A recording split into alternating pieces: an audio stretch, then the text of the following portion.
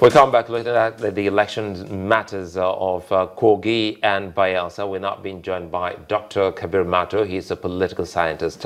Good morning and thanks for joining us, Dr. Mato. Quite an interesting moment in Nigeria's polity. Tell us what you think about what has been going on with the politics of Kogi State. Well, thank you very much, Suleiman. I think what's happening in Kogi is actually a reaction to what perhaps the people of the state and Nigerians in general did not anticipate. It's a case of a leading candidate in the election, losing his life midway before it was concluded, and then of course a question of replacement and of the inherent, crisis of adjustment that the politics of the state, will have to face for some time. So I think it's normal, it's expected, but with very clear political brinkmanship, the new leadership, especially the governor-elect, and then of course his political establishment should be able to, as well as the national leadership of the APC, should be able to come together to with a view to pacifying, those aggrieved voices. And on the other hand, of course, you'll expect also that the People's Democratic Party that has suffered, this defeat in the election to also come up with a lot of issues. So I think it's quite a normal development, which we did not anticipate. Nigerians did not anticipate. The people of the state did not anticipate, and it's happening. And therefore, our ability to manage it effectively very well will. By and large, determine, future events, not just in Kogi State, but, in the rest of the country. Okay, Dr. Mato, the question I want to ask, you being a political scientist, what area of study has this occurrence, which hasn't happened before, what area of study has it opened up for the political scientist here? Well, of course, it's, we keep saying that democracy is a process. It's an attitude, it's not an end, it's a means to an end. Any constitution that you see across the globe, simply it's a codified body of norms that defines major issues that, dictate the pattern in which that society is supposed to go. It does not contain virtually everything. The most important thing in any democracy, in any polity, has to do with the attitude of the citizens to be able to come together and appreciate developments as they occur, with a view to perhaps addressing peculiar issues that are not necessarily contained in the Constitution. One of the issues, of course, the role of the judiciary, people say, is that it's the last hope of the common man, not even the common man, including the uncommon man. But a lot of it has to do with the fact that we approach the judiciary at the tail end when we're unable to build the necessary consensus that is necessary in order to propel the system. So I think very clearly we will expect a lot of such things to happen in the future, whether we like it or not. The fact is, like you did say, we have to be very futuristic. But then the important thing here is that the politicians in Nigeria must attune their minds to the fact that the major ingredient in fueling any democracy is in the attitude of those who are in the system. It's not about, I don't agree, I will never agree. It's not about, it must be me all the time. So I think what's happened really in Kogi, in my view, exposes rather the weaknesses of the Nigerian political establishment, and therefore enforces the need on us to build, a positive attitude towards constructive engagement whenever issues of, election, whatever the issues of governance and so on and so forth, is at play. All right, Dr. Bantra, I would like to raise the issue this time around on the Bayelsa elections.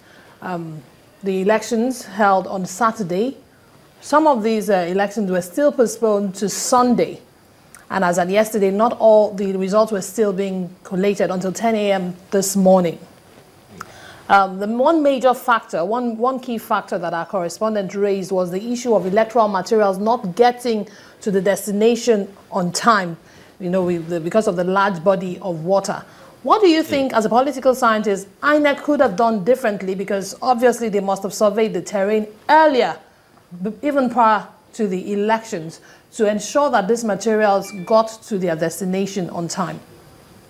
Well, terrain is a fundamental issue when it comes to places like Bayelsa, but another very critical, condiment of it has to do with security.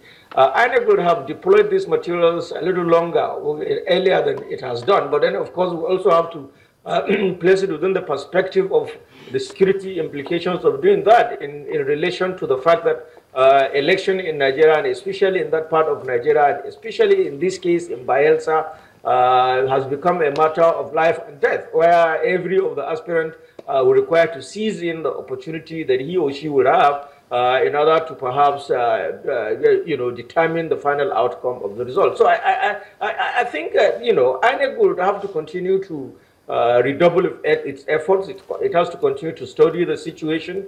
And then, but like I did say, the bulk of this issue has to do with the fact that the politicians themselves must attune their minds to the fact that election is about presenting yourself, for the electorate to be able to determine and, who among you is elected at the end of the day. So it's not a matter of, it must be myself. I deploy all the resources at my disposal, material, physical, or even violent, in order to be able to get in there. So I think INEC is doing very well. It's too early for us to expect that we have an electoral system that is, 100%, in place. Even in those democracies where elections has been held for hundreds of years, we see that one or two minor problems are encountered whenever they come to do their elections. So I think really that it's still a learning process. We should not expect that at this material time, or even in the next one or two elections that we're going to hold in this country,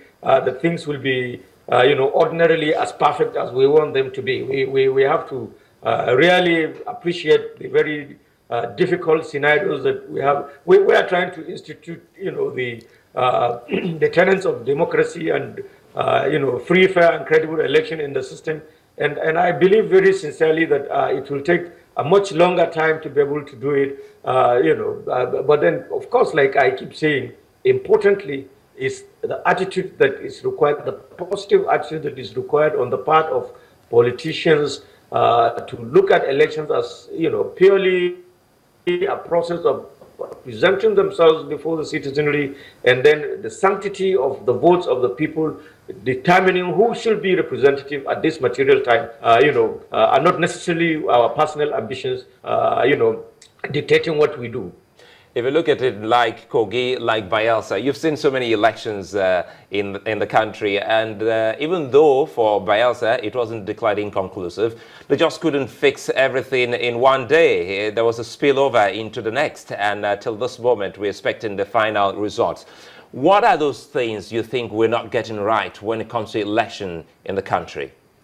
Well, the major crisis, I think, is the attitude of the politician. Politics in Nigeria it's a cutthroat competition. Election in Nigeria is a matter of life and death. Politicians go into election with the determination to win by all costs and by all means. And this is that's why you have violence. That's why you have all these obstructions that are unnecessary. So I think the most important thing that Nigerians must insist from their political leadership is that politicians must be willing to, at every point in time, subordinate themselves to the wishes and aspirations of the people as expressed through the ballot. Politicians who desire that they want to retain positions, by all means, politicians who desire that they want to get in there, by all means, are, in my view, fundamentally, distracting the system and causing so much stress. To the extent that it's sending a very dangerous coloration and meaning on what politics, democracy, and governance means to the people. So I am of the view that those who find themselves in the realm of politics, and especially electoral politics, must be willing to subordinate themselves to the wishes of the people through a free, fair electoral contest. And on the other hand, it is also the responsibility of the Nigerian electorate to make it abundantly clear to the politician that it is not how arrogant, it's not how much you try you want to get there that you get there. It is by our conviction, it is by our deliberate desire to put you in there, and therefore refuse to become agents of political thuggery. And Of course, it's not the major aspirants in any election that you find at the end of the day, exchanging fire or even, causing mayhem in any society. It is the common man like me and any other person on the street who simply desire that a particular candidate succeeds at the end of the day. So I think on the one hand, it's the responsibility of the politician, the contestant in an election, to play the game by the rules. And on the other hand, it is also the responsibility of the electorate, the citizen, to make up his or her mind that election shall be free, fair, and credible, and I shall not subject myself to the whims and caprices of any, die-hard, politician who desires that he wants to get into political position at no matter what cost. Very quickly, let me ask this other question. Where lies the place of monologue in Nigerian politics, especially when it affects the minorities? Hashtag President Jonathan while he was vice president, and of course what has just also happened in Kogi State. Well, that's the beauty of democracy, and I think that's what Nigerians, it's all about consensus building. It's all about people deciding to come together. I mean, we have, been aggregated together as a state or as citizens of Federal Republic of Nigeria. Some are majority, some are minority. But then the bottom line is that the rule in democracy is that the majority will always have its way, while the minority will have its say. But then, of course, you find extraordinary situations, as was the case with President Jonathan, who not only completed term by, that was supposed to be for himself and President Yar'Adua, but also contested another election and got re-elected by Nigerians. So in the case of Kogi, it is a similar scenario where the #1 candidate could not complete the race, and therefore possibly his political party thought that within the pool of litigation and the possible crisis that would arise if that is not done, the second person in the race was brought up. So I think the most important thing that needs to be done here is that Nigerian communities, whether minority or majority, must be able to come together and appreciate the fact that being together means we must, build the capacity of building sort of synergy from among ourselves, so that anybody can be when the situation warrants itself. And I'm of the view that, of course, the crisis in Kogi or the situation in Kogi shouldn't be any extraordinary in the sense that it's a period of 4 years. A period of 4 years in the history of any nation, particularly, is not such a long period of time. And if the young man does not perform and the majority of the people feel obliged to change him in 2019, so be it. But if he does very well, it opens the horizon for all other groups that suffer this minority situation to be able to present themselves for the service. I mean, in the services of their people. So I think the case of President Jonathan and the current case in Kogi State really simple exegesis of what you find in a plural democracy that is, struggling to find its fate. We are not yet a democracy, like I keep saying. We are agitating, we are inching towards becoming a democratic So much nation. honestly to say on this, Dr. Mato. We would like to thank you so much for speaking with us this morning and sharing your insights with us. We'll stay on the conversation, and we'll hope to get back to you in the days to come. Many thanks for speaking with us. Dr. Kabiru Mato, a political scientist, speaking with us from Abuja.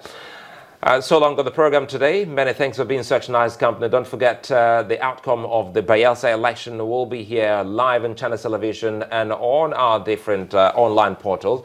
You join us there and join the conversation. Don't forget about the trending matters we did show you at the start of the show. A whole lot can be found on our website, channelstv.com, and of course on our YouTube platform. And you get to be part of this conversation. Many thanks. I'm Sulaiman Alede. See you again. Thank you for being part of the show. I'm Imana Amawe. And I'm Neil Type. We have a good day.